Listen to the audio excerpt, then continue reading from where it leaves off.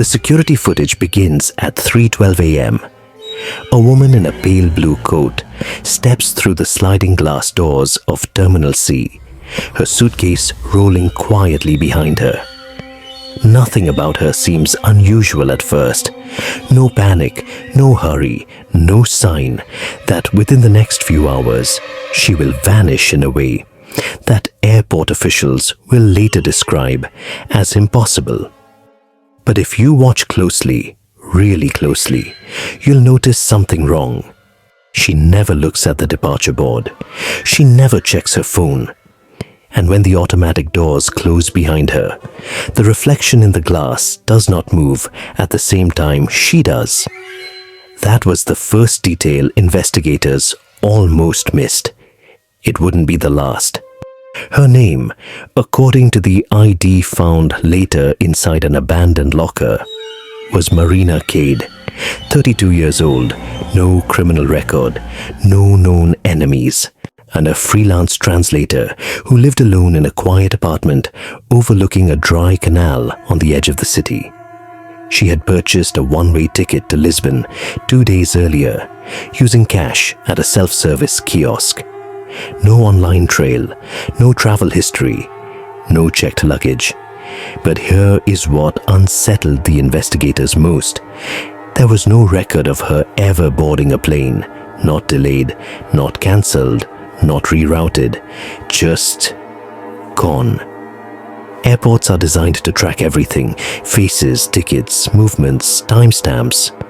To disappear inside one is harder than escaping a prison.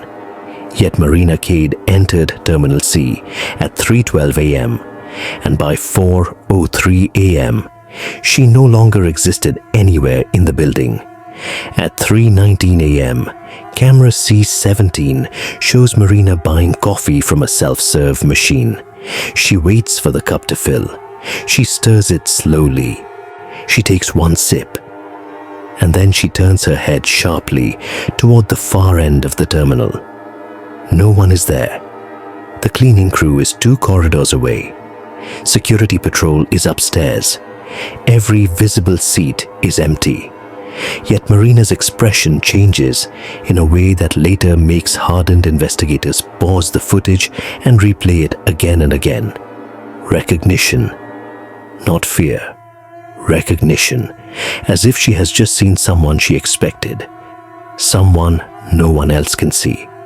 20 minutes later, another camera captures something stranger.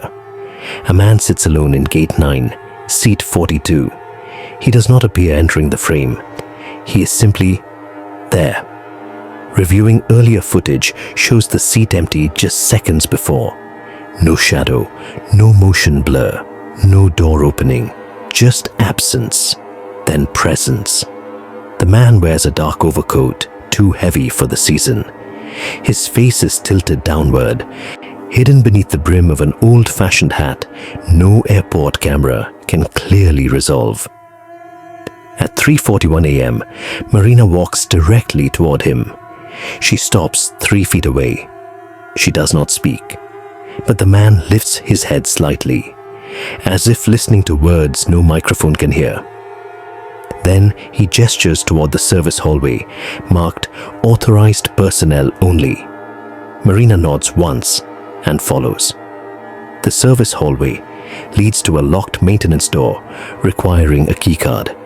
Security logs show no door access at that time, yet camera H2 records Marina stepping through the doorway at 3:44 a.m. The door never opens. She simply passes through it. Frame by frame, analysts confirm there is no digital corruption, no splice, no glitch. Her body becomes faint, like mist caught in fluorescent light. And then she is on the other side. Alone, and then the man in the overcoat never enters the frame again.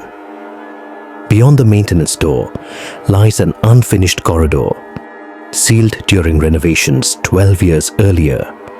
Concrete walls, no electricity, no active cameras. According to blueprints, the passage ends at a dead wall where construction stopped after a worker died in an unexplained accident. Official report: heart failure.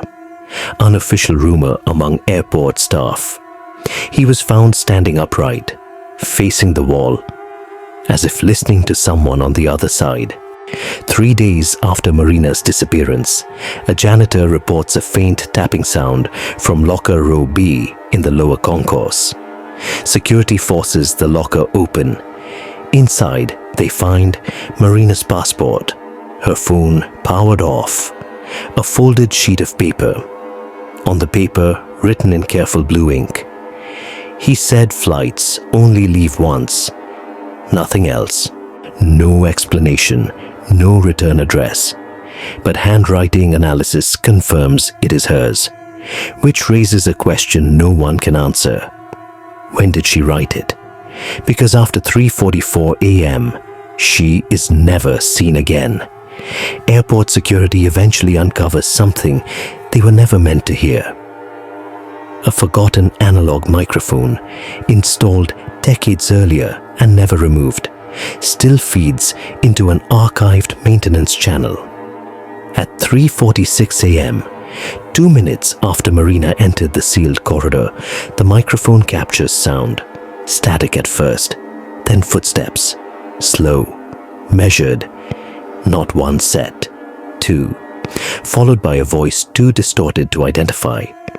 Investigators enhanced the recording for weeks before isolating a single clear phrase: "You're early, the others are still landing."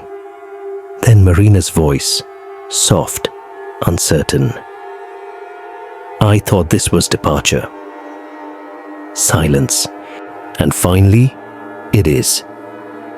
The recording ends with what experts describe as wind inside an enclosed space. And if you feel that quiet chill creeping in already, this is only the beginning. Subscribe now, because what happened next is the part no one was ever meant to hear. When authorities break open the sealed corridor, they expect to find nothing. Instead, they find something worse. The dead-end wall from the blueprints is gone. In its place stands another passage descending into darkness at an angle impossible within the building's architecture. Concrete that does not match airport materials. Air that feels cold and moving, like breath from underground lungs. The passage extends farther than the flashlight beams can reach. No one volunteers to go first, but eventually, someone must. 3 security officers enter the passage at 11:08 p.m. All wear body cameras. All maintain radio contact. At first, the tunnel appears ordinary. Unfinished concrete, scattered dust, faint dripping water. Then the geometry begins to change. Walls curve where blueprints show straight lines. Distances stretch longer than they should. And the officers begin reporting something else. Voices, not echoes, conversations, far ahead, like crowds heard through thick glass. At 11:26 p.m., Officer Dalen stops walking. His body cam shows an empty stretch of corridor. Yet he whispers, "Do you see the gate?" The other officers see nothing, but Dalen steps forward anyway and vanishes mid-stride. No distortion, no sound, just absence. His flashlight clatters to the floor, still shining on bare concrete. Radio contact ends in a burst of static resembling distant applause. The remaining officers retreat immediately. The passage behind them feels longer than before, colder. And somewhere deep within the darkness, boarding announcements begin to echo, soft at first, then clearer. A calm, familiar airport voice repeating a destination no airline recognizes. Final call for passengers of Flight 0. Authorities seal the corridor permanently. Concrete poured. Steel reinforcement added. Official statement: structural anomaly under investigation. Case closed. Except, months later, a baggage handler reports seeing a woman in a pale blue coat standing near Gate 9 at 3 a.m. Security reviews the footage. She is there, still, waiting, face turned towards seat 42, where no one sits. When guards approach, she is gone before they arrive. Yet her final discovery surfaces 1 year later. Buried in outdated server archives is a corrupted manifest from a non-existent flight scheduled decades earlier. No airline, no destination code, only a list of names. Some belong to missing persons, some to people who died in the terminal across different years. And at the very bottom, recently added in newer digital ink, Marina Cade, followed by a blank line, as if waiting for the next passenger. Airport officials deny everything. The corridor never existed. The recording is fabricated, the footage misinterpreted. But night staff whisper a different story. They say some flights do not carry the living. They say certain doors open only once. And they say if you ever walk through an airport in the quiet hours before dawn and hear a boarding call with no destination announced, do not follow it. Because some departures are not meant to return. There is one piece of footage the public has never seen. Investigators released it only to internal review boards, then locked it away. Timestamp 3:12 a.m. The very first moment Marina enters the terminal. At normal speed, nothing appears unusual, but slowed to 1 frame per second just before the sliding doors close. Something else is visible outside in the darkness. A crowd of figures standing silently beyond the glass, waiting, not to enter, but to watch her go. If this story unsettled you, it's because the scariest places aren't haunted houses or abandoned roads. They're the places we believe are safe. Airports, hospitals, homes, places where people disappear every day. And the world keeps moving as if nothing happened. So the next time you walk through a quiet terminal before sunrise, listen carefully. If you hear a boarding call meant only for you, don't answer.